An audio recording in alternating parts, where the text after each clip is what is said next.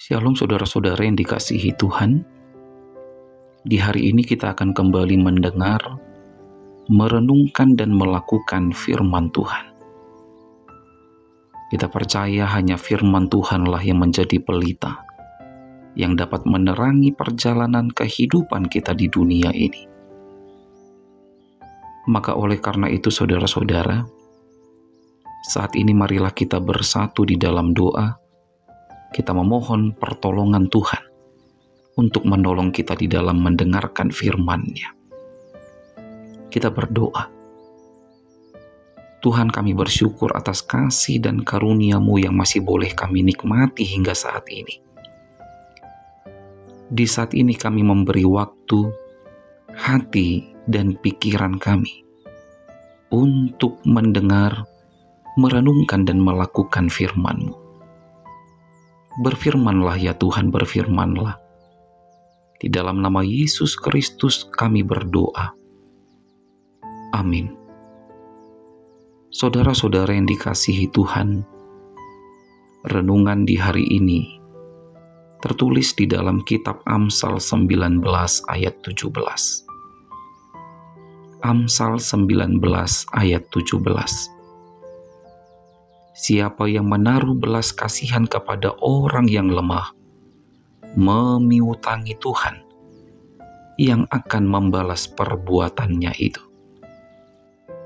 Amin. Demikianlah sabda firman Tuhan. Berbahagialah orang yang mendengar dan melakukan firman Tuhan. Saudara-saudara yang dikasihi Tuhan, di dalam 1 Yohanes 4 ayat 20 dikatakan begini. Jikalau seorang berkata aku mengasihi Allah dan ia membenci saudaranya, maka ia adalah pendusta.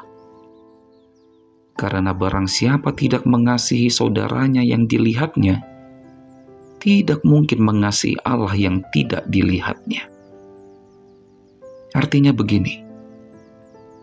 Dalam hidup ini, sebagai orang tua dengan anak-anak, tidak ada saling mengasihi. Di antara kehidupan bersaudara, tidak ada saling mengasihi. Dalam kehidupan bergereja, di antara jemaat, tidak ada saling mengasihi. Maka bagaimana mungkin kita bisa mengasihi Tuhan yang tidak kita lihat? Sedangkan yang kita lihat saja pun tidak bisa kita mengasihinya.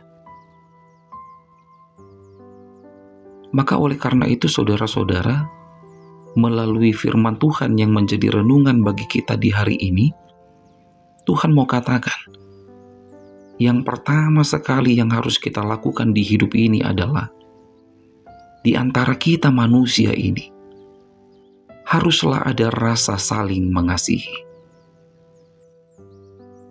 Kalau ada saudara kita yang lemah, melalui firman Tuhan dalam renungan di hari ini dikatakan, kita harus menaruh belas kasihan kepada mereka.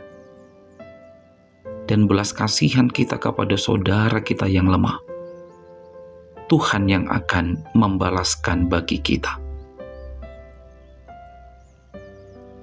Saudara-saudara, lemah yang bagaimanakah yang dimaksud dalam kitab Amsal ini? Kalau kita membaca di dalam Amsal 19 ayat 1, di situ ada disebutkan tentang orang miskin. Maka dapat diartikan bahwa orang yang lemah adalah orang yang miskin. Tapi miskin ini pun tidak hanya miskin secara harta atau keuangan, tetapi ada juga orang-orang yang miskin secara rohani.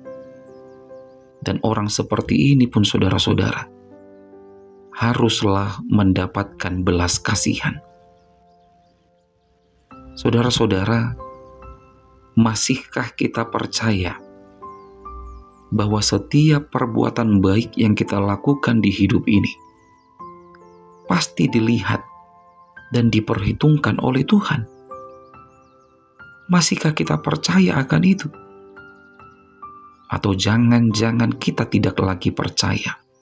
kita tidak lagi yakin bahwa setiap kebaikan yang kita lakukan pasti akan diperhitungkan Tuhan. Mari tetap yakin, saudara-saudara.